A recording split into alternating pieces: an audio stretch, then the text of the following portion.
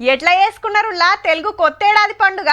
పొద్దుగాలనే తానాలు వేసి కొత్త బట్టలు కట్టుకొని దేవునికి దండం పెట్టుకొని మామిడాకులతోని ఇల్లంతా తోరణాలు కట్టి కొత్త కుండల తీపి చేదు వగరు కారము ఉప్పు పులుపుండే ఉగాది పచ్చడి దాగి భక్ష్యాలు సుత ఓ పట్టు పట్టొచ్చురు. అందరి ఇండ్లల్లా ఇట్లనే వేసుకొని ఉంటారు. మరి మన సర్కారోళ్ళు ఎట్లా చేసిండ్రు, ముఖ్యమైన లీడర్లు ఎట్లా చేసుకున్నారో సుత చూడాలే కదా. రవీంద్ర భారతిలో ఉగాది సంబరాలు చేసిండ్రు సర్కారోళ్ళు. సీఎం సారు, మంత్రులు, పార్టీ ముఖ్యమైన లీడర్లు వచ్చిండ్రు. కొత్తేడాదిలో తెలంగాణ పబ్లిక్ అంతా మంచిగా జరగాలి, ఇచ్చిన హామీలన్నీ తీరుస్తున్నాం, డెవలప్మెంట్ల రాష్ట్రాన్ని ఇంకింత ముంగడికి తీసుకుపోతామన్నాడు సీఎం సారు.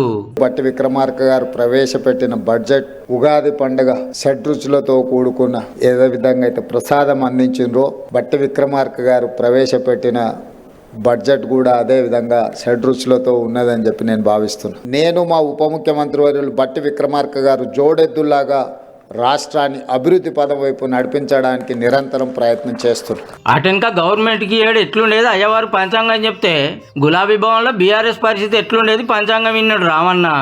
అటోళ్ళు ఇటోళ్ళు ఏమన్నారో ఇనురిగా.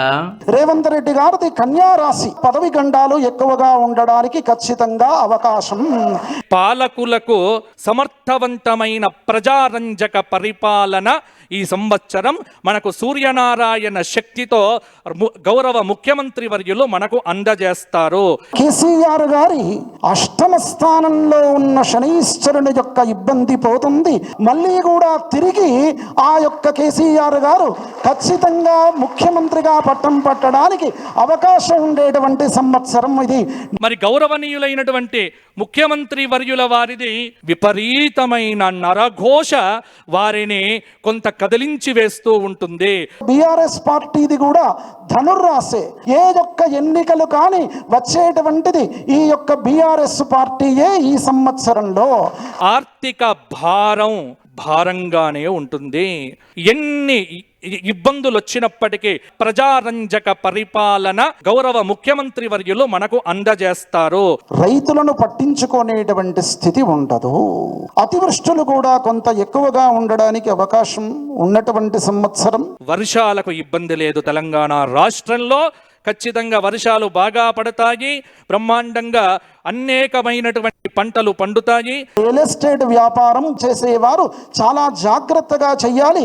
కొత్తదైనటువంటి పెట్టుబడులు పెట్టకూడదు. బ్రహ్మాండంగా ఈ సంవత్సరం రియల్ ఎస్టేట్ రంగం ఉరకబోతోంది. ఈ సంవత్సరంలో కేంద్ర ప్రభుత్వం నుంచి వచ్చినటువంటి సహకారం ఏదైతే ఉందో వీళ్ళు తీసుకునేటువంటి స్థితి సంపూర్ణంగా ఉండదు. కేంద్ర ప్రభుత్వం నుంచి రాష్ట్ర ప్రభుత్వానికి ఖచ్చితంగా రావలసినటువంటి వాటిని తన సామర్థ్యంతో తెచ్చేటువంటి ప్రయత్నము ఎప్పుడూ కూడా చేస్తూ ఉంటారు. ప్రభుత్వం ప్రకటించినటువంటి పథకాలు ఉన్నాయో నామమాత్రంగా మాత్రమే ముందుకు వెళ్ళడానికి అవకాశము. వ్యాపార పరంగా విదేశాల నుంచి బ్రహ్మాండమైనటువంటి కంపెనీలు, ఫ్యాక్టరీలు ఇవన్నీ కూడా తెచ్చే ప్రయత్నం చేస్తారు. వాణిజ్యాన్ని అభివృద్ధి పథంలో ఉంచుతూ అద్భుతమైనటువంటి పాలనను అందించే దిశగా కృషి చేస్తారు. ఇక గాంధీ భవన్లో కాంగ్రెస్ పార్టీ తరఫున పిసిసి అధ్యక్షుడు మహేష్ కుమార్ గౌడ్ సారు, నాంపల్లి బీజేపీ ఆఫీస్లో కిషన్ రెడ్డి సార్ పంచాంగం విన్నారు.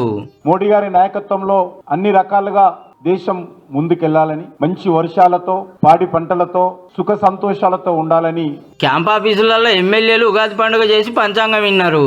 చెన్నూరులో ఎమ్మెల్యే వివేక్ సార్ పబ్లిక్ తోటి కలిసి ఉగాది పండుగ చేసుకున్నాడు.